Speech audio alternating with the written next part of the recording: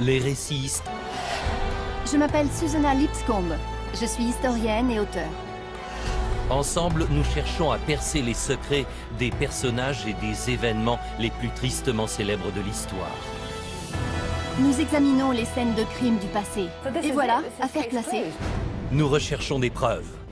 Regardez, c'est exactement ce qu'on voulait. Et le résultat de l'enquête est parfois surprenant. Vous pensez tout savoir de ces récits sanglants? Détrompez-vous. Dans cet épisode, nous enquêtons sur 3 vengeances implacables. La fin du dictateur Benito Mussolini. Qui a appuyé sur la détente? On peut sans doute dire quelle arme a été utilisée. L'exécution de James Hind, célèbre bandit de grand chemin. Était-ce une vendetta personnelle? Quand il a eu l'occasion de s'enfuir, il l'a saisi. Et l'attentat manqué contre Napoléon, dont il profite pour éliminer ses adversaires. Il aurait dit « Notre vengeance sera comme un coup de tonnerre ».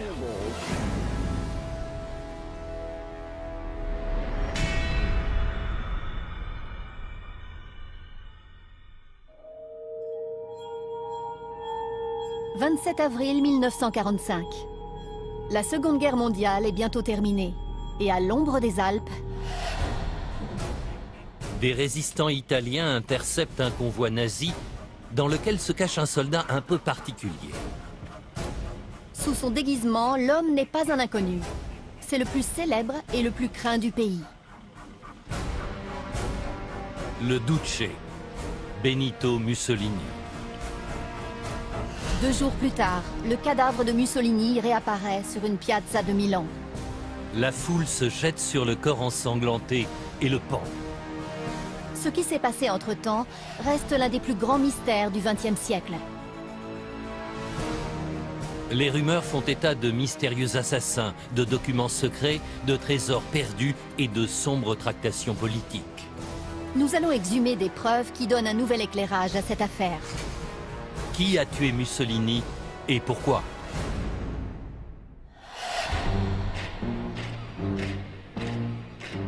Pendant près de 21 ans, Mussolini gouverne l'Italie d'une main de fer. Benito Mussolini, l'inventeur du fascisme. Il réprime brutalement ses opposants. Pendant la guerre, il s'allie à l'Allemagne nazie. Quand la défaite semble inévitable, Mussolini prend la fuite vers la frontière suisse. Il n'atteindra jamais sa destination. Mais ce qui fait débat depuis des décennies, c'est la façon dont Mussolini est mort et surtout, qui a appuyé sur la détente. Pour répondre à cette question, je vais remonter 48 heures plus tôt et refaire le dernier voyage de Mussolini. Nous savons que Mussolini et son entourage rejoignent un convoi de nazis qui bat en retraite vers le nord, sur la rive ouest du lac de Côme. Il fuit l'avancée des Alliés, mais est capturé par la résistance italienne dans la ville de Dongo. Bonjour, vous devez être Anne? Où je retrouve l'historienne Anne Wingenter. Les résistants avaient installé un barrage routier pour arrêter les fascistes qui fuyaient le pays. Le convoi a été intercepté et fouillé pour vérifier qu'il n'y avait pas d'Italiens cachés au milieu des Allemands. Les résistants doivent avoir l'impression de toucher le jackpot. Ils viennent de capturer leur dictateur. Mais il est possible qu'ils aient mis la main sur autre chose. J'ai entendu parler du légendaire trésor de Dongo. Nous savons que Mussolini voyageait avec de l'argent liquide, de l'or et des documents, dont beaucoup ont disparu après la guerre. C'est une importante prise de guerre. Les résistants arrêtent aussi 16 membres de l'entourage du dictateur, dont sa maîtresse, Clara Petacci. Mussolini et Petacci se retrouvent séparés des autres prisonniers. Les Alliés approchent et veulent prendre le relais, mais la résistance italienne entend décider seule du sort du Duce. Les historiens s'accordent à dire que le couple a passé la nuit dans cette maison, Casa de Maria. La suite des événements est plus floue. La version officielle, à laquelle je crois, dit que 3 résistants, dirigés par un homme identifié seulement comme le colonel Valerio, sont venus chercher Mussolini et Clara Petacci à Casa de Maria. Ils les ont emmenés et les ont exécutés à peu près à l'endroit où nous nous trouvons.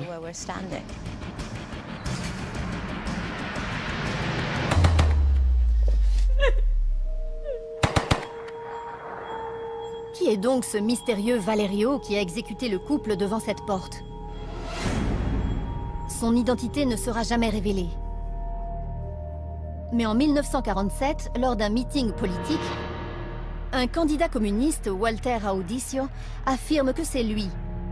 Une révélation qui tombe à pic pour sa carrière. Quand il a raconté cette histoire en 1947, il se présentait au Parlement. Donc le timing de sa déclaration est un peu suspect. Audicio a beaucoup à gagner en revendiquant cette exécution. Mais beaucoup ont des doutes, notamment parce qu'il ne donne pas toujours la même version des faits. Il y a un certain nombre de détails dans cette histoire qui ne sont pas satisfaisants du tout. En tant qu'historienne, je préférais qu'il ne modifie pas ce qu'il raconte. Il faut que l'histoire soit cohérente de bout en bout, et ce n'est pas le cas ici.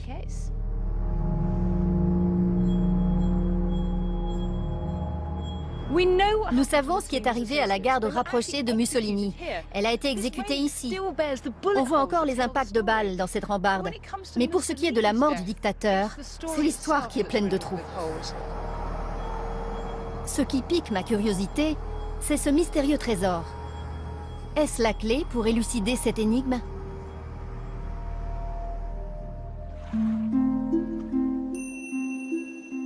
Pendant que Suzy se lance dans une chasse au trésor, je vais enquêter sur une autre version des dernières heures de Mussolini. Le mystère qui entoure sa mort passionne les Italiens. Mais si Audicio n'est pas son assassin, qui est-ce ? Je suis au bord du lac de Côme. J'ai retrouvé la trace d'un ancien résistant qui était posté ici en 1945 et qui affirme pouvoir me révéler qui a vraiment tué Mussolini. Bruno Lonati, 91 ans, est entré dans la résistance en 1943. Bruno. Bonjour. Bonjour. Bonjour.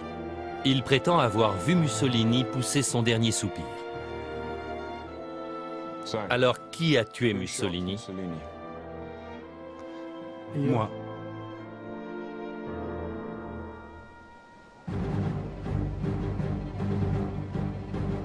Bruno a gardé ce secret pendant près de 50 ans.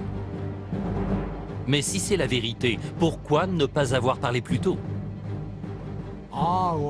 Ça m'aurait valu beaucoup d'ennuis si j'avais dit en 1945 que c'était moi qui avais tué Mussolini. On m'aurait immédiatement éliminé. Bruno pense que les communistes n'auraient reculé devant rien pour s'approprier cet assassinat. Alors Walter Audicio a-t-il menti pour asseoir sa stature politique? Bruno dit avoir eu pour mission de tuer le dictateur. Encore plus étonnant, il affirme que l'ordre ne venait pas du haut commandement de la résistance italienne, mais du Premier ministre britannique, Winston Churchill. Il dit avoir été recruté par un agent secret anglais dont le nom de code était Captain John. On s'est tout de suite sentis proches, parce qu'on savait qu'on courait tous les deux de gros risques. Cette version ressemble à un scénario de film. Mais Bruno persiste et signe. Churchill a ordonné qu'on récupère des documents essentiels et qu'on élimine Mussolini. Les deux hommes seraient entrés par effraction dans la Casa de Maria en neutralisant les gardes pour se retrouver nez à nez avec le dictateur et sa maîtresse. Clara Petacci m'a demandé « Alors, c'est fini pour vous ?» Je lui ai répondu « Non, ce n'est pas fini. » J'ai menti.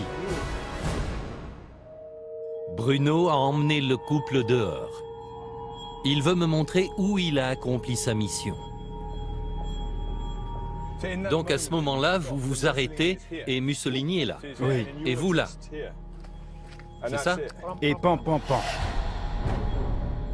Bruno dit avoir exécuté Mussolini avec un pistolet mitrailleur Sten. Puis Captain John a tué Clara Petacci. Vous dites que le dictateur italien Mussolini est mort juste ici,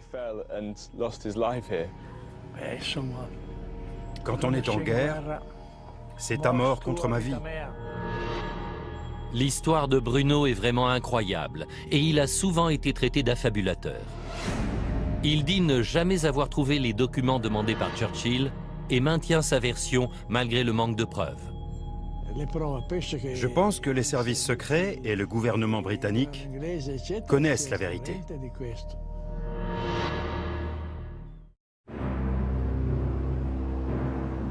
Y a-t-il vraiment eu un complot britannique pour tuer Mussolini? Joe pense que Bruno Lonati est crédible, mais j'ai besoin de preuves. Je suis au musée impérial de la guerre, à Duxford, en Angleterre. Et je sens que ma chasse au trésor va partir dans une nouvelle direction. Selon Bruno Lonati, Churchill a envoyé des assassins pour récupérer des documents que Mussolini avait. Qu'est-ce que ça pouvait être? Que contenait-il qui vaille la peine de tuer pour les avoir? S'ils étaient si importants, est-ce que c'est ça, le fameux trésor? Nous savons que Mussolini a emporté des documents dans sa fuite et qu'au moment de son arrestation à Dongo, il a dit qu'ils étaient, je cite, « d'une grande importance politique ». Je vais rencontrer le journaliste Guy Walters qui devrait pouvoir m'en dire plus sur leur contenu.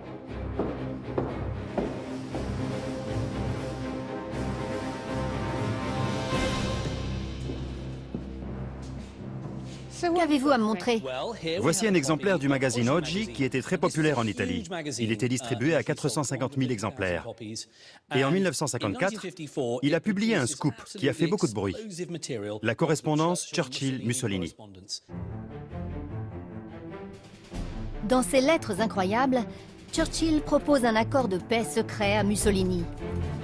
Ce qui était contraire à la politique des Alliés, qui exigeait une capitulation sans condition. C'est un échange de courrier tout à fait extraordinaire, qui montre le développement d'un dialogue entre ces deux hommes censés être des ennemis jurés. S'agit-il des documents que Bruno Lonati avait pour mission de trouver? Est-ce pour eux que Mussolini est mort?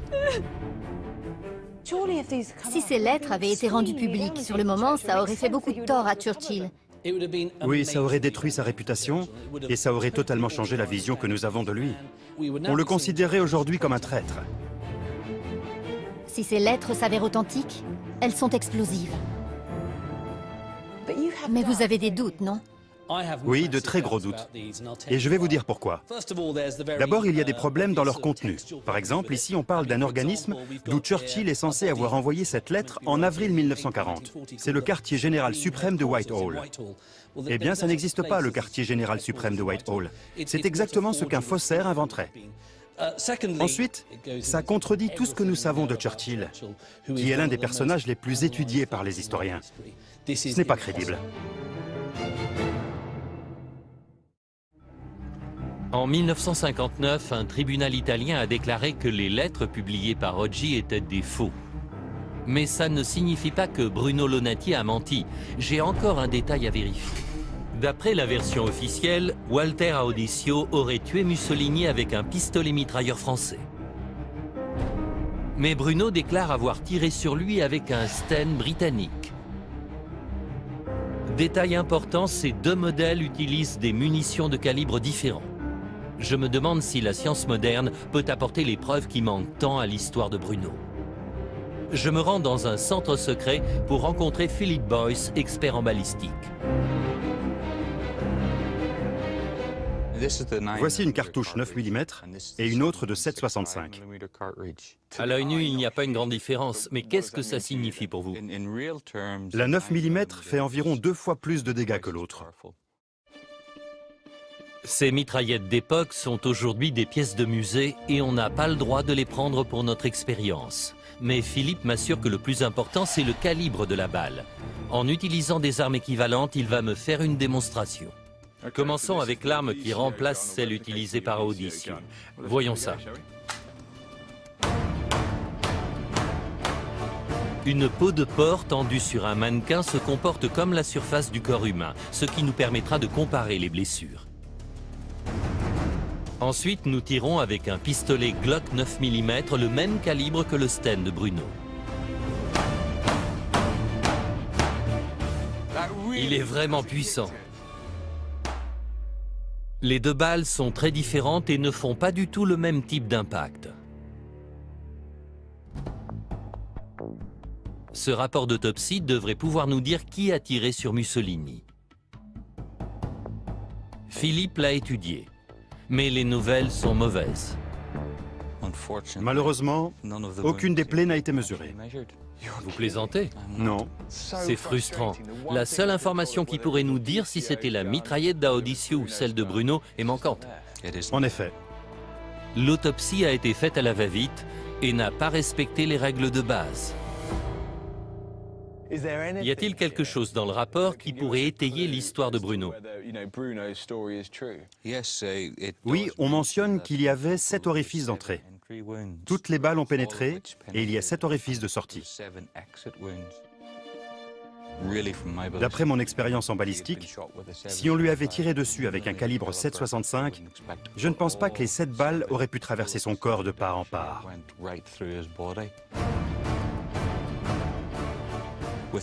En revanche, avec un 9 mm, ça ne m'étonnerait pas. Vous êtes souvent expert auprès des tribunaux. Que diriez-vous dans ce cas? Mon verdict serait que, selon moi, il est plus probable que Mussolini ait été abattu avec un Sten 9 mm. Vous penchez pour la version de Bruno. Oui. Bruno Lonati a souvent été accusé d'avoir tout inventé. Mais ces nouvelles preuves signifient-elles qu'il faut reconsidérer l'histoire officielle? L'analyse balistique fait planer un sérieux doute. Nous n'avons pas accrédité la version de Bruno, mais nos constatations vont dans son sens. Je pensais que nous avions démonté cette histoire incroyable sur Churchill et ses lettres secrètes à Mussolini, mais maintenant, je ne sais plus trop quoi penser.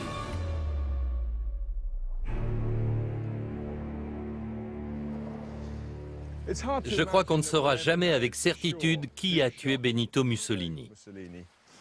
Alors que notre enquête est terminée, j'ai reçu cette carte postale de Suzy qui m'a écrit « Beau paysage, tu crois que le peintre a trouvé ce qu'il cherchait ?» Le paysage est celui du lac de Caume en été. La date, 1945. Et le peintre, un certain Winston Churchill. De tous les endroits où il aurait pu aller en vacances après la guerre, il a choisi celui-là. Non, il ne cherchait pas ces lettres. À moins que...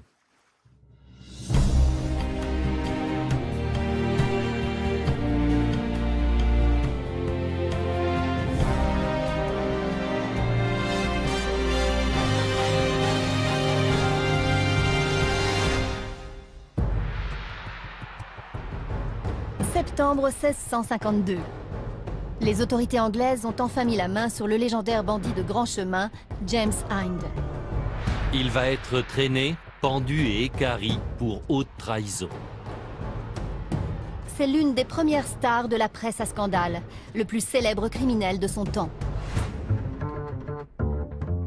Mais détrousser les voyageurs ne fait pas de vous un traître à la patrie.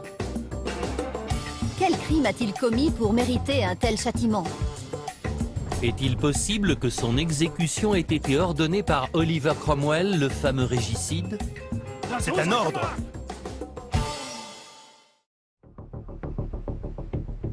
James Hind vit à une période mouvementée de l'histoire anglaise. Il a une vingtaine d'années quand la guerre civile éclate. Deux camps s'affrontent lors de combats sanglants. Soldats républicains contre cavaliers royalistes. Le roi Charles Ier est exécuté. C'est aussi l'époque de la naissance de la presse anglaise moderne. Et les méfaits de James Hind font de lui une star des tabloïds. Mais pourquoi James Hind était-il considéré comme un traître? Je veux en savoir plus sur ses exactions au cas où ça pourrait nous éclairer. Normalement, un voleur aurait dû être pendu sans être torturé. Pour comprendre en quoi Hind était différent, je vais consulter James Sharp dans une imprimerie. Que dit la presse de James Hind? Il est présenté comme une sorte de Robin des Bois. Il vole plutôt les riches que les pauvres et a très peu recours à la violence. Et ce qui fait sa particularité, c'est qu'il détrousse en priorité les républicains. Il est considéré comme un bandit royaliste. Si l'on en croit la presse de l'époque, James Hind était un héros politisé. J'imagine que ce n'était pas un bandit comme les autres, qui lançait à ses victimes la bourse ou la vie. La question devait être différente. Le roi ou le Parlement? Donc ces vols à main armée avaient un côté politique. Oui, selon certaines anecdotes rapportées à l'époque, il demandait à ses victimes potentielles si elles étaient pour le Parlement ou pour le roi. Et il les détroussait si elles étaient républicaines, alors qu'il les laissait partir si elles étaient royalistes. On dit même qu'il s'est attaqué à des républicains de premier plan. La population devait raffoler de ces histoires. Un voleur qui venge la mort du roi en humiliant ses ennemis politiques. Il semble que James Hind était plus qu'un simple voleur, c'était une star. Un chouchou de la presse et un homme engagé. Mais cette version me pose deux problèmes. Premièrement, comme on le sait, il ne faut pas croire tout ce qu'on lit dans la presse. Deuxièmement, même si c'est vrai, ce n'est pas de la haute trahison. La vérité doit être plus compliquée que ça. D'ailleurs, j'ai réussi à trouver une histoire écrite après sa mort qui pourrait être une piste. Elle dit qu'il était devenu l'ennemi juré du célèbre républicain Oliver Cromwell. Cromwell est un homme puissant, très impliqué dans la guerre civile contre le roi. Il est devenu Lord Protecteur de l'Angleterre et, selon la légende, depuis qu'il a eu le malheur de croiser James Hind, il lui en veut à mort. Ça s'est passé un jour où Oliver Cromwell voyageait entre Londres et son domicile près de Cambridge. Et même pour l'homme le plus important du pays, les grands chemins étaient périlleux.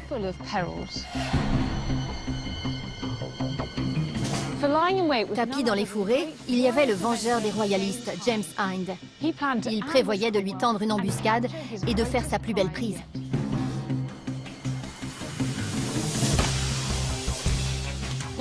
Mais au moment de l'attaque, Hind a réalisé que les hommes de Cromwell étaient plus nombreux que les siens. Quand il a eu l'occasion de s'enfuir, il l'a saisi. On dit qu'il a chevauché sa monture si vite et si loin que son cheval en est mort. Un détail qui me semble typique du sensationnalisme des tabloïds. Cette version expliquerait une ou deux choses, mais je me demande à quel point on peut lui accorder du crédit. Si cette tentative d'attaque est vraie, Cromwell a-t-il voulu se venger en le faisant exécuter? Sur Powick Bridge, là où la guerre civile a commencé et s'est terminée, je retrouve Alan Marshall. Bonjour. Bonjour. Pour lui, cette histoire n'est qu'une légende. Elle est sortie 40 ou 50 ans après les faits qu'elle décrit. Et Cromwell a joué un rôle actif dans toute la mythologie qui l'entoure. Vous pensez que Cromwell pouvait avoir des raisons d'en vouloir à James Hind? Oui, il y a d'autres éléments dans les histoires de ces deux hommes qui sont plus intéressants, comme le fait que Cromwell était le chef de l'armée. Ici, à Worcester, il a remporté triomphalement la dernière bataille de la guerre civile. Mais Hind était dans l'autre camp. C'est ici, en 1651, que Charles II, le roi en exil, tente vainement de reprendre le trône d'Angleterre. Selon Alan, James Hind se bat à ses côtés. Donc c'est bien plus qu'un bandit de grand chemin. Quand il est capturé, il n'est pas jugé pour ses vols, mais pour son engagement royaliste. Mais pensez-vous que le châtiment pour haute trahison pouvait être ordonné contre un combattant ennemi? Pour un aristocrate ou un officier engagé dans l'armée royale, oui. Mais pour quelqu'un comme Hind, un simple soldat, c'est peu probable. Ça ne mérite pas d'être considéré comme un traître. Non, en effet, cette thèse ne tient pas, donc le mystère reste entier.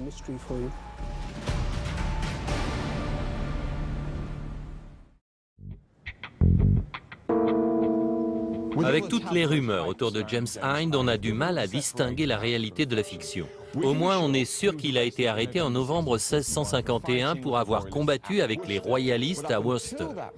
Mais jusque-là, tout ce qu'on savait de lui, c'était des ragots publiés par les journaux. Alors une fois capturé, qu'a-t-il dit pour sa défense? Quand on apprend que le célèbre bandit est derrière les barreaux, les journalistes veulent en savoir plus. Messieurs, bienvenue. Leurs articles constituent le seul témoignage de James Hind. Et quand les intervieweurs lui demandent ce qu'il pense de tout ce qu'on raconte sur lui, il répond « C'était de la fiction, mais j'ai joué quelques joyeux tours et fait plus d'une blague. J'ai eu coutume de demander « Pour qui êtes-vous » S'il répondait pour le roi, je lui donnais 20 shillings. Mais s'il disait « Pour le Parlement », je le laissais comme je l'avais trouvé. Hind minimise ses activités de bandit, mais semble très fier de ses activités de royaliste. On dirait qu'il ne réalise pas les charges qui pèsent contre lui. Si j'étais son avocat, je lui dirais « Tais-toi, tu ne fais qu'aggraver ton cas ». J'ai du mal à comprendre, mais Martin Bennett, professeur d'histoire, me donne quelques conseils en stratégie judiciaire.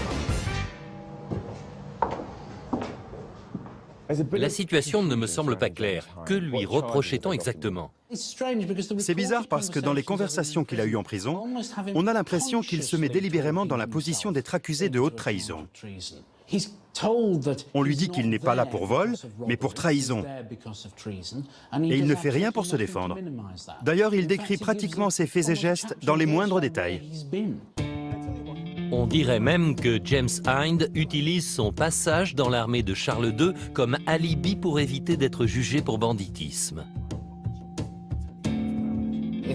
On laisse entendre qu'il a commis de nombreux crimes en Angleterre depuis 1649, et il répond « C'est pas moi, j'étais avec les royalistes ». Incroyable, ce James Hind ne m'a pas l'air bien malin. Les autorités connaissent déjà ses convictions politiques puisque ses faits d'armes sont parus dans la presse, mais il continue à parler jusqu'à se passer lui-même la corde au cou.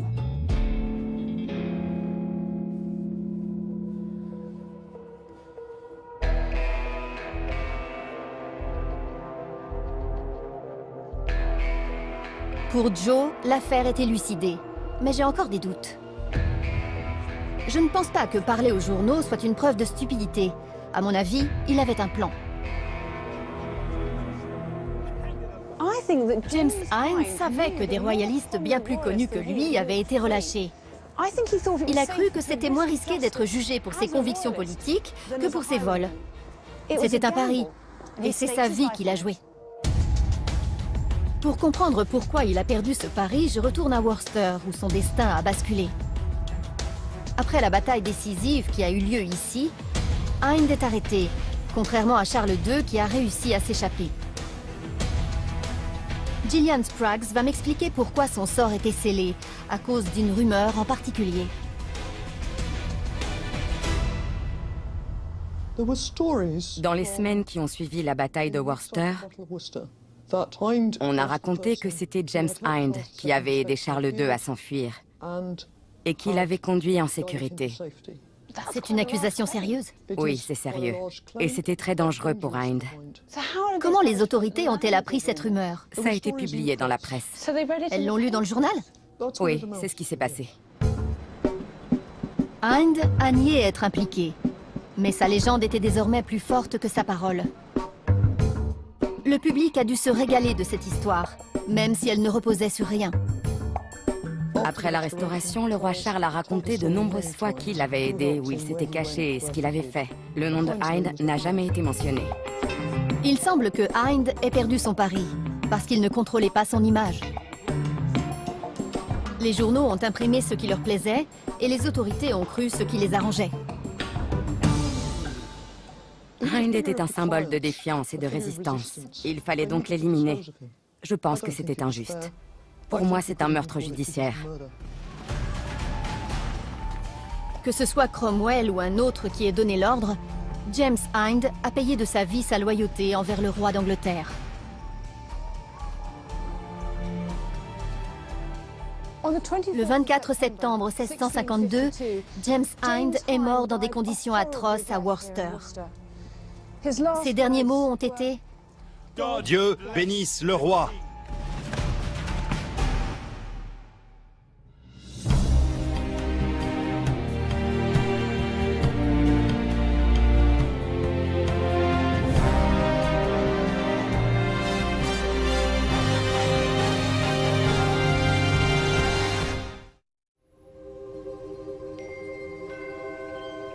Paris, 24 décembre 1800.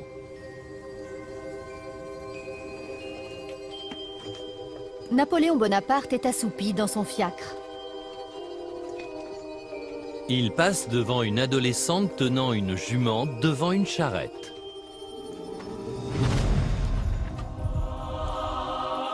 Quelques instants plus tard, une bombe explose. Napoléon est indemne.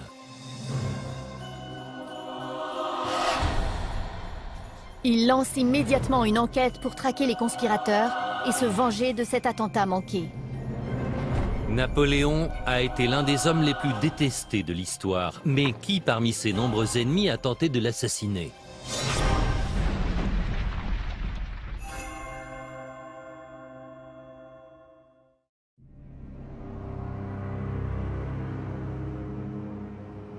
Pendant la Révolution française, l'aristocratie perd ses privilèges. Les Jacobins font régner la terreur et envoient des milliers de gens à la guillotine, dont Louis XVI et Marie-Antoinette. En 1799, Napoléon Bonaparte, lui-même ancien jacobin, s'empare du pouvoir et devient premier consul de France. Désireux de rétablir la stabilité politique dans le pays, il tente de nouer des relations pacifiées avec les royalistes. Les Jacobins estiment qu'il trahit l'héritage de la Révolution. Dans tous les camps, beaucoup en veulent à Napoléon.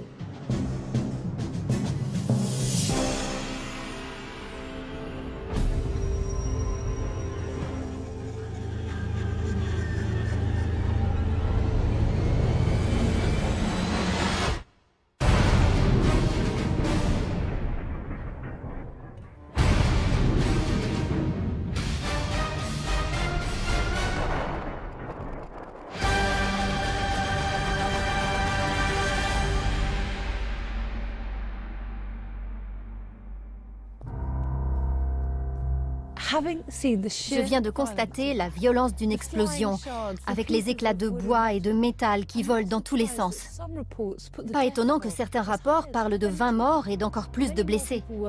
Une passante a eu la poitrine arrachée et l'adolescente en question a été pulvérisée.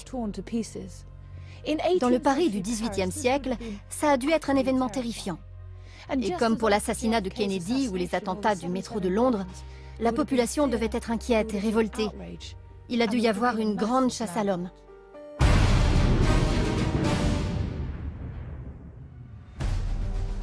Je veux en savoir plus sur l'enquête et ce qui a été l'un des premiers véhicules piégés de l'histoire.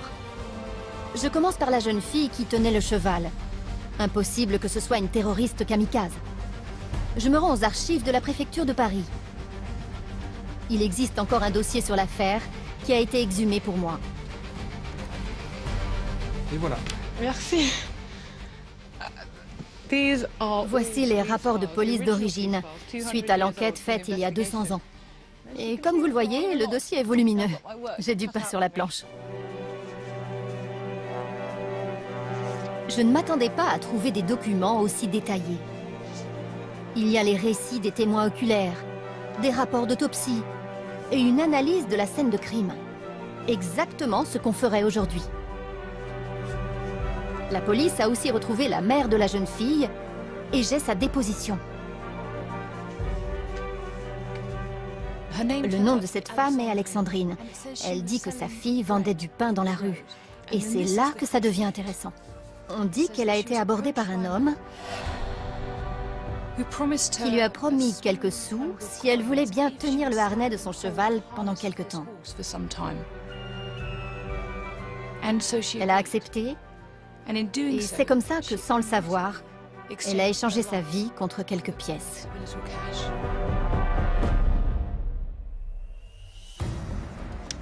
Qui est donc cet inconnu qui voulait tuer Napoléon? Ce mémo de la police ordonne à tous les agents de Paris de se lancer à ses trousses. Le texte dit « Vous pouvez l'identifier parce qu'il avait un cheval hier et qu'aujourd'hui, il ne l'a plus. » On dit aux policiers « Vous mettrez dans vos recherches tout le zèle et l'intelligence dont vous êtes capable. Si on arrive à identifier le propriétaire du cheval, on tient le coupable. »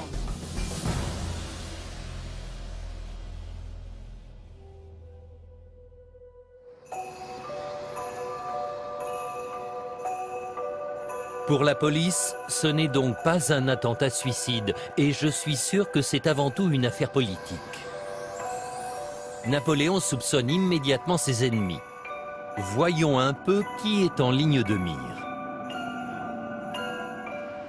Ce 24 décembre 1800, Napoléon se rend à la première de la création de Joseph Haydn. C'est un spectacle très couru, dont il est l'invité d'honneur.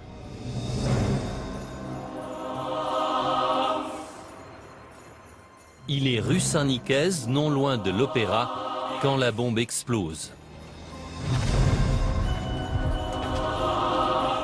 Napoléon est un soldat, il a déjà vu la mort en face, mais c'est une chose d'affronter l'ennemi sur le champ de bataille, et c'en est une autre d'être attaqué par surprise dans sa propre capitale. Mais qui de ses nombreux ennemis veut sa mort? Que pense-t-il à ce moment-là? Et comment va-t-il se venger?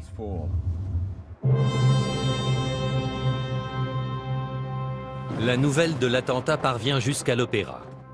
Quand Napoléon fait son entrée, toute la salle se lève pour l'applaudir. Il convoque immédiatement le ministre de la police, Joseph Fouché, pour lui demander des comptes. J'ai rendez-vous avec l'historien Pascal Dupuy pour savoir comment s'est passée la discussion entre les deux hommes. Fouché avait un immense réseau d'informateurs qui travaillaient pour lui. Et Napoléon lui a demandé pourquoi il n'était pas au courant de ce qui se préparait. Il aurait dit « Notre vengeance sera comme un coup de tonnerre ». L'incapacité de Fouché à déjouer le projet d'attentat inquiète le premier consul. Mais des suspects sont immédiatement identifiés. Pour Napoléon, il s'agit forcément de jacobins radicaux.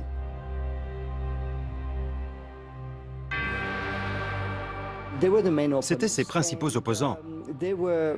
Et ils avaient sans doute les moyens de faire ce genre de choses. Aux yeux des Jacobins, Napoléon avait trahi la cause. Il avait confisqué le pouvoir. Pour Fouché, c'est plutôt un complot royaliste. Pendant que Joe se penche sur les ramifications politiques, je reprends mon travail de détective. Je voudrais comprendre pourquoi Fouché n'a pas eu vent de ce complot et comment il a géré la situation ensuite. Fouché a lancé une enquête de grande ampleur qui a permis de trouver des centaines de pistes. Mais il paraît que la découverte capitale, ça a été ça. Catherine Delors est avocate et historienne. Bonjour, Susanna. Bonjour, enchantée. Elle connaît l'affaire sur le bout des doigts. Fouché était un homme méticuleux. Et il a compris que ce fer à cheval était un indice essentiel. Donc il a convoqué tous les maréchaux ferrants de Paris. Et l'un d'eux a reconnu ce qu'il restait du cheval. Le maréchal Ferrand identifie le propriétaire du cheval et la police fait une descente dans un couvent parisien. L'homme est à l'abri chez des bonnes sœurs. La chasse à l'homme est terminée. Alors, qui était le coupable? Il s'appelait François Carbon. Et que sait-on de lui? Il était royaliste. Un royaliste? Fouché avait raison. Tout à fait. Il avait vu juste. D'un autre côté, j'ai ma petite théorie sur Fouché. Carbon donne les noms de ses complices, dont le cerveau de l'attentat, Joseph Limoëlan. Officiellement, Fouché n'était pas au courant des projets d'attentat. Mais en étudiant l'affaire, Catherine est parvenue à une autre conclusion.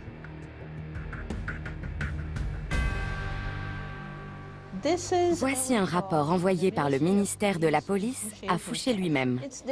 Il est daté du 26 Brumaire, c'est-à-dire avant l'attentat.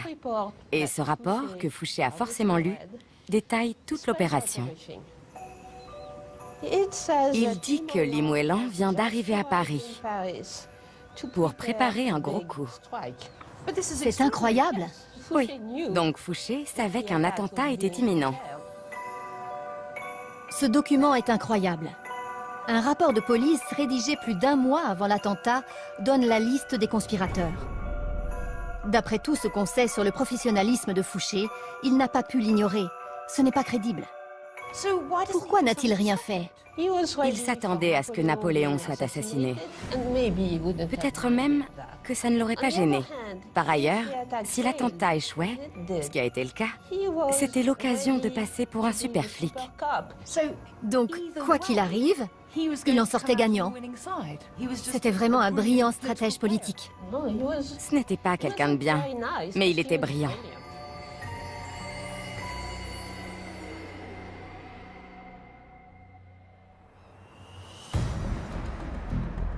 Napoléon reste persuadé que les Jacobins ont tenté de le tuer, mais Fouché vient de réfuter cette théorie. Je voudrais savoir ce qui est arrivé aux coupables royalistes, mais aussi à ceux qui ont été accusés à tort. L'hôtel de ville était autrefois la place de la guillotine où des milliers de gens ont été décapités. J'y retrouve l'historien Peter Hicks, qui connaît bien le règne de Napoléon. Les 3 conspirateurs ont été arrêtés. Qu'est-il arrivé ensuite? Saint-Régent et Carbon ont été exécutés. Ici même, sur cette place. Limoëlan s'est échappé et a réussi à émigrer aux États-Unis. En avril 1801, François Carbon et son complice sont payés de leur vie. Mais le chef du groupe, Limoëlan, a fui le pays. Et pour les Jacobins, puisque la justice avait été rendue et qu'on connaissait la vérité, ils étaient tirés d'affaire, non? Non, pas du tout. D'ailleurs, j'ai un document à vous montrer. On y voit à quel point ils étaient toujours sur la sellette. Après l'attentat, Napoléon a demandé à Fouché de désigner les Jacobins à exiler. C'est justement cette liste que Peter m'a apportée. Voici le document de l'époque, avec le nom de tous les Jacobins qui ont été envoyés aux Seychelles pour y finir leur jour. Mais il n'y avait aucune preuve, ils n'avaient rien fait, mais ils ont quand même été déportés. Napoléon sait que l'attentat est l'œuvre des royalistes, pas des Jacobins. Alors, pourquoi les a-t-il exilés malgré tout? C'était un homme politique extrêmement habile. Il voulait que ce soit les Jacobins, et ce document montre qu'il a dit « Les Jacobins sont coupables, et ce sont eux qu'on va envoyer au bagne ». Donc il a sauté sur l'occasion. Cet attentat contre lui, c'était comme le 11 septembre. Après, il pouvait faire ce qu'il voulait. Exactement. C'est un coup politique. D'un côté, ça rassure ses partisans, et de l'autre, ça inquiète la gauche, parce qu'elle comprend qu'il ne plaisante pas. Quand je pense à la manière dont Napoléon a lancé sa guerre contre le terrorisme, j'ai des sentiments partagés. Il a sciemment envoyé des innocents à la mort, mais je dois avouer que je suis impressionné par l'habileté avec laquelle il a retourné la situation à son avantage. C'était un opportuniste et un grand stratège. Et 4 ans plus tard, il était empereur.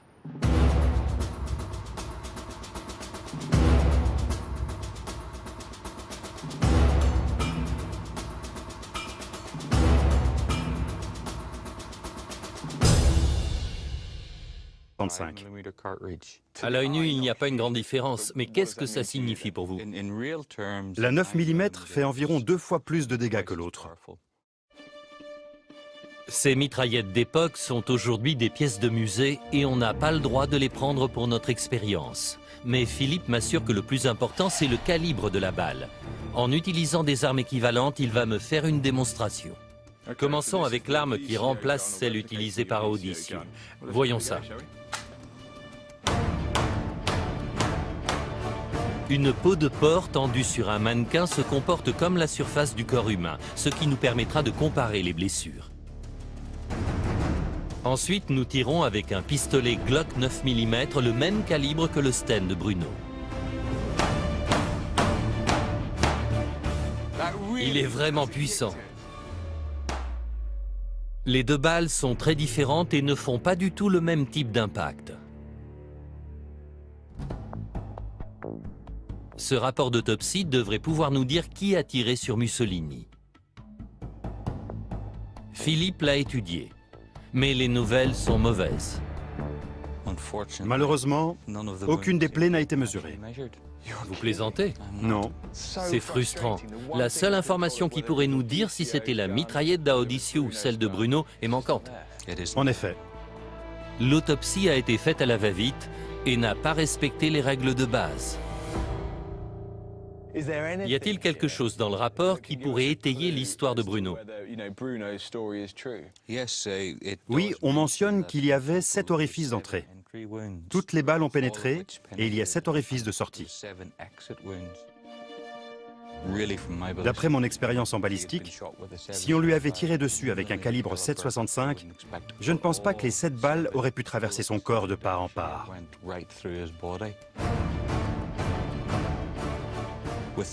En revanche, avec un 9 mm, ça ne m'étonnerait pas. Vous êtes souvent expert auprès des tribunaux. Que diriez-vous dans ce cas? Mon verdict serait que, selon moi, il est plus probable que Mussolini ait été abattu avec un Sten 9 mm. Vous penchez pour la version de Bruno. Oui. Bruno Lonati a souvent été accusé d'avoir tout inventé. Mais ces nouvelles preuves signifient-elles qu'il faut reconsidérer l'histoire officielle? L'analyse balistique fait planer un sérieux doute. Nous n'avons pas accrédité la version de Bruno, mais nos constatations vont dans son sens. Je pensais que nous avions démonté cette histoire incroyable sur Churchill et ses lettres secrètes à Mussolini, mais maintenant, je ne sais plus trop quoi penser.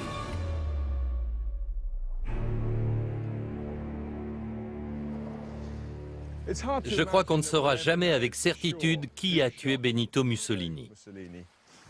Alors que notre enquête est terminée, j'ai reçu cette carte postale de Suzy qui m'a écrit « Beau paysage, tu crois que le peintre a trouvé ce qu'il cherchait ?» Le paysage est celui du lac de Côme en été. La date, 1945. Et le peintre, un certain Winston Churchill. De tous les endroits où il aurait pu aller en vacances après la guerre, il a choisi celui-là. Non, il ne cherchait pas ces lettres. À moins que...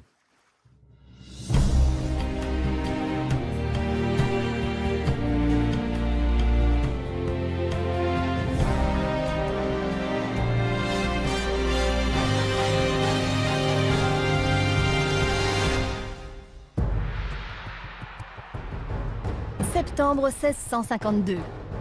Les autorités anglaises ont enfin mis la main sur le légendaire bandit de grand chemin, James Hind. Il va être traîné, pendu et équarri pour haute trahison. C'est l'une des premières stars de la presse à scandale, le plus célèbre criminel de son temps. Mais détrousser les voyageurs ne fait pas de vous un traître à la patrie. Quel crime a-t-il commis pour mériter un tel châtiment? Est-il possible que son exécution ait été ordonnée par Oliver Cromwell, le fameux régicide? C'est un ordre!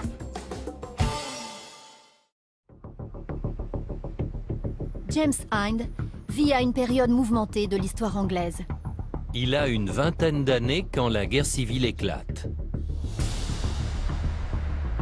Deux camps s'affrontent lors de combats sanglants. Pour se retrouver nez à nez avec le dictateur et sa maîtresse. Clara Petacci m'a demandé « Alors, c'est fini pour vous ?»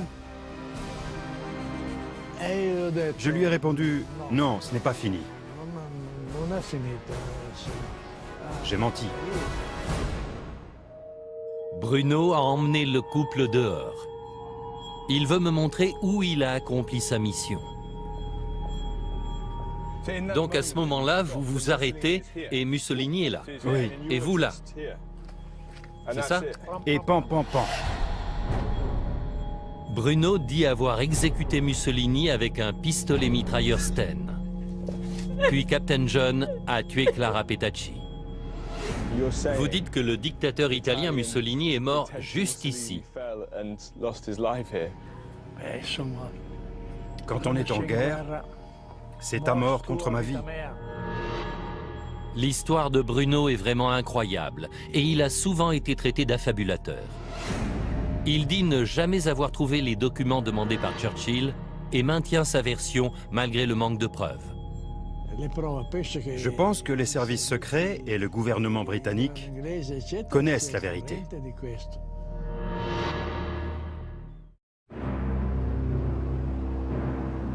Y a-t-il vraiment eu un complot britannique pour tuer Mussolini?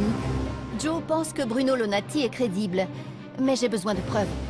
Je suis au musée impérial de la guerre, à Duxford, en Angleterre. Et je sens que ma chasse au trésor va partir dans une nouvelle direction. Selon Bruno Lonati, Churchill a envoyé des assassins pour récupérer des documents que Mussolini avait. Qu'est-ce que ça pouvait être? Que contenait-il qui vaille la peine de tuer pour les avoir? S'ils étaient si importants, est-ce que c'est ça, le fameux trésor? Nous savons que Mussolini a emporté des documents dans sa fuite et qu'au moment de son arrestation à Dongo, il a dit qu'ils étaient, je cite, « d'une grande importance politique ». Je vais rencontrer le journaliste Guy Walters qui devrait pouvoir m'en dire plus sur leur contenu.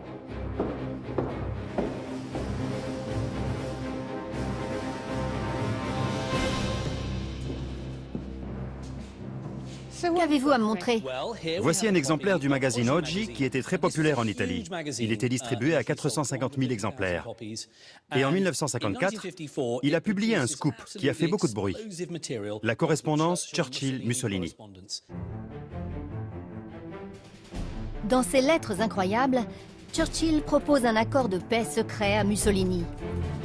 Ce qui était contraire à la politique des Alliés, qui exigeait une capitulation sans condition. C'est un échange de courrier tout à fait extraordinaire, qui montre le développement d'un dialogue entre ces deux hommes censés être des ennemis jurés. S'agit-il des documents que Bruno Lonati avait pour mission de trouver? Est-ce pour eux que Mussolini est mort?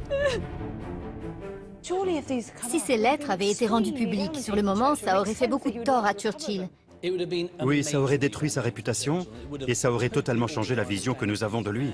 On le considérait aujourd'hui comme un traître. Si ces lettres s'avèrent authentiques, elles sont explosives. Mais vous avez des doutes, non? Oui, de très gros doutes. Et je vais vous dire pourquoi. D'abord, il y a des problèmes dans leur contenu. Par exemple, ici, on parle d'un organisme d'où Churchill est censé avoir envoyé cette lettre en avril 1940. C'est le quartier général suprême de Whitehall. Eh bien, ça n'existe pas, le quartier général suprême de Whitehall. C'est exactement ce qu'un faussaire inventerait. Ensuite, ça contredit tout ce que nous savons de Churchill, qui est l'un des personnages les plus étudiés par les historiens. Ce n'est pas crédible. En 1959, un tribunal italien a déclaré que les lettres publiées par Oggi étaient des faux. Mais ça ne signifie pas que Bruno Lonati a menti. J'ai encore un détail à vérifier. D'après la version officielle, Walter Audisio aurait tué Mussolini avec un pistolet mitrailleur français. Mais Bruno déclare avoir tiré sur lui avec un Sten britannique. Détail important, ces deux modèles utilisent des munitions de calibre différents. Je me demande si la science moderne peut apporter les preuves qui manquent tant à l'histoire de Bruno. Je me rends dans un centre secret pour rencontrer Philip Boyce, expert en balistique. Voici une cartouche 9 mm et une autre de 7,60. Les récits historiques qui nous fascinent le plus sont souvent les plus atroces et les plus sanglants. Des noms tels que Vlad l'Empaleur, Richard III d'Angleterre et Attila le Hun ont acquis un statut presque mythique. Et nous restons toujours fascinés par la cruauté des empereurs romains et la sauvagerie des guerriers vikings. Mais on oublie parfois que ces bourreaux et leurs victimes ont réellement existé.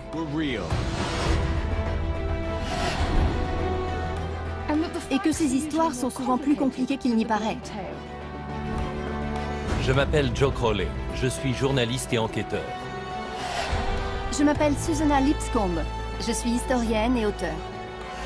Ensemble, nous cherchons à percer les secrets des personnages et des événements les plus tristement célèbres de l'histoire. Nous examinons les scènes de crimes du passé. Et voilà, affaire classée. Nous recherchons des preuves. Regardez, c'est exactement ce qu'on voulait. Et le résultat de l'enquête est parfois surprenant. Vous pensez tout savoir de ces récits sanglants? Détrompez-vous. Dans cet épisode, nous enquêtons sur 3 vengeances implacables. La fin du dictateur Benito Mussolini. Qui a appuyé sur la détente? On peut sans doute dire quelle arme a été utilisée. L'exécution de James Hind, célèbre bandit de grand chemin. Était-ce une vendetta personnelle? Quand il a eu l'occasion de s'enfuir, il l'a saisi. Et l'attentat manqué contre Napoléon, dont il profite pour éliminer ses adversaires. Il aurait dit « Notre vengeance sera comme un coup de tonnerre ».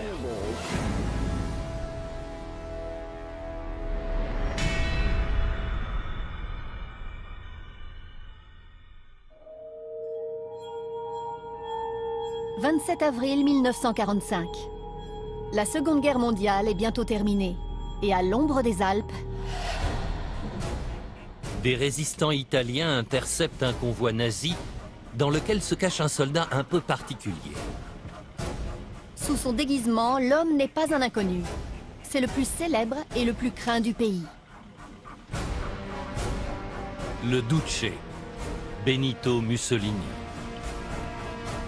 2 jours plus tard, le cadavre de Mussolini réapparaît sur une piazza de Milan. La foule se jette sur le corps ensanglanté et le pend. Ce qui s'est passé entre-temps reste l'un des plus grands mystères du XXe siècle. Les rumeurs font état de mystérieux assassins, de documents secrets, de trésors. À cette question, je vais remonter 48 heures plus tôt et refaire le dernier voyage de Mussolini. Nous savons que Mussolini et son entourage rejoignent un convoi de nazis qui bat en retraite vers le nord, sur la rive ouest du lac de Côme. Il fuit l'avancée des Alliés, mais est capturé par la résistance italienne dans la ville de Dongo. Bonjour, vous devez être Anne? Où je retrouve l'historienne Anne Wingenter. Les résistants avaient installé un barrage routier pour arrêter les fascistes qui fuyaient le pays. Le convoi a été intercepté et fouillé pour vérifier qu'il n'y avait pas d'Italiens cachés au milieu des Allemands.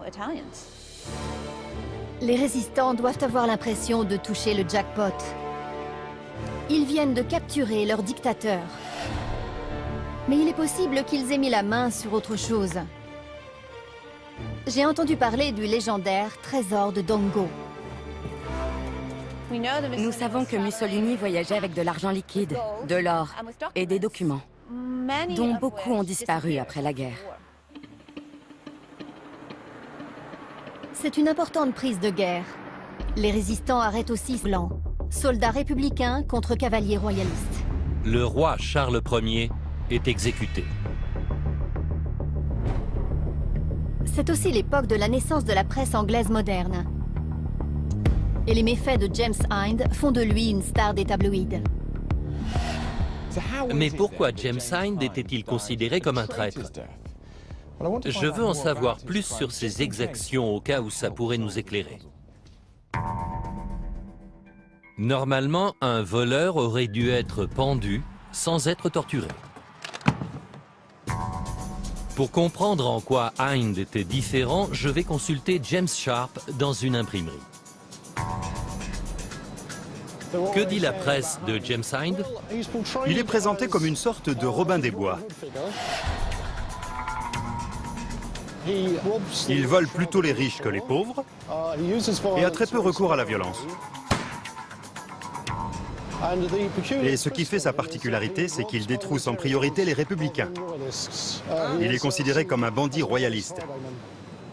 Si l'on en croit la presse de l'époque, James Hind était un héros politisé. J'imagine que ce n'était pas un bandit comme les autres, qui lançait à ses victimes la bourse ou la vie. La question devait être différente. Le roi ou le Parlement? Donc ces vols à main armée avaient un côté politique. Oui, selon certaines anecdotes rapportées à l'époque, il demandait à ses victimes potentielles si elles étaient pour le Parlement ou pour le roi. Et il les détroussait si elles étaient républicaines, alors qu'il les laissait partir si elles étaient royalistes. On dit même qu'il s'est attaqué à des républicains de premier plan. La population devait raffoler de ces histoires. Un voleur qui venge la mort du roi en humiliant ses ennemis politiques. Il semble que James Hind était plus qu'un simple voleur, c'était une star. Un chouchou de la presse et un homme engagé. Mais cette version me pose 2 problèmes. Premièrement, comme on le sait, il ne faut pas croire tout ce qu'on lit dans la presse. Deuxièmement, même si c'est vrai, ce n'est pas de la haute trahison. La vérité doit être plus compliquée que ça. D'ailleurs, j'ai réussi à trouver une histoire écrite après sa mort qui pourrait être une piste. Elle dit qu'il était devenu l'ennemi juré du célèbre républicain Oliver Cromwell. Cromwell est un homme puissant, très impliqué dans la guerre civile contre le roi. Il est devenu Lord Protecteur de l'Angleterre et, selon la légende, depuis qu'il a eu le malheur de croiser James Hind, il lui en veut à mort. Ça s'est passé un jour où Oliver Cromwell voyageait entre Londres et son domicile près de Cambridge. Et même pour l'homme le plus important du pays, les grands chemins étaient périlleux.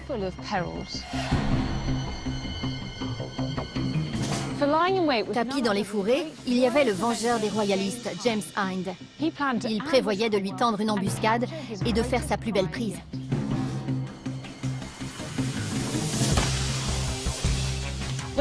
Mais au moment de l'attaque, Hind a réalisé que les hommes de Cromwell étaient plus nombreux que les siens. Quand il a eu l'occasion de s'enfuir, il l'a saisi. On dit qu'il a chevauché sa monture si vite et si loin que son cheval en est mort. Un détail qui me semble typique du sensationnalisme des tabloïds. Cette version expliquerait une ou deux choses, mais je me demande à quel point on peut lui accorder du crédit.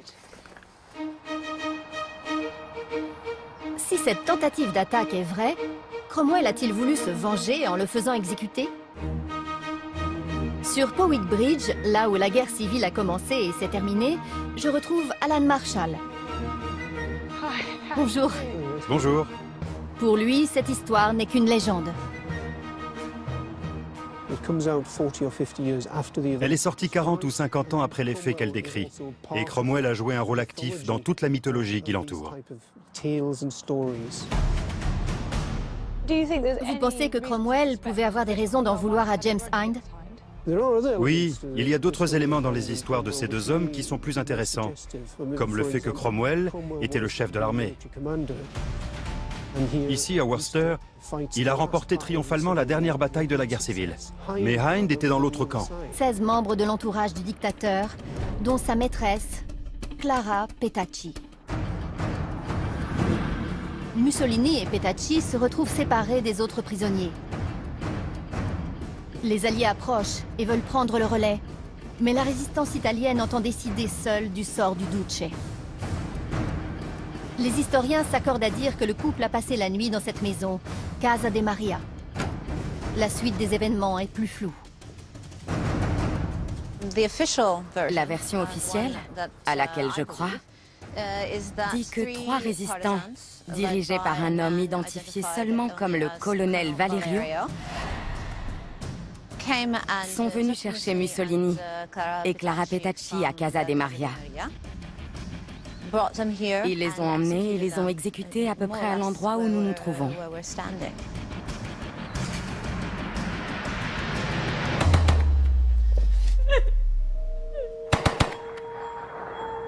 Qui est donc ce mystérieux Valerio qui a exécuté le couple devant cette porte?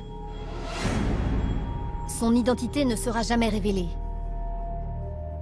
Mais en 1947, lors d'un meeting politique, un candidat communiste, Walter Audicio, affirme que c'est lui. Une révélation qui tombe à pic pour sa carrière. Quand il a raconté cette histoire... Pendant que Suzy se lance dans une chasse au trésor, je vais enquêter sur une autre version des dernières heures de Mussolini. Le mystère qui entoure sa mort passionne les Italiens. Mais si Audicio n'est pas son assassin, qui est-ce? Je suis au bord du lac de Caume.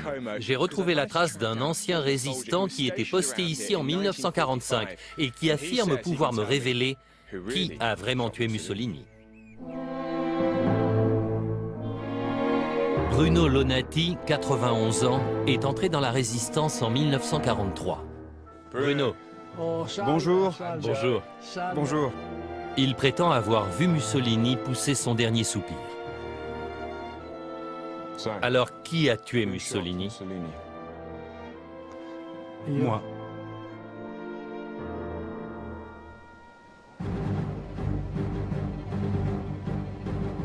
Bruno a gardé ce secret pendant près de 50 ans.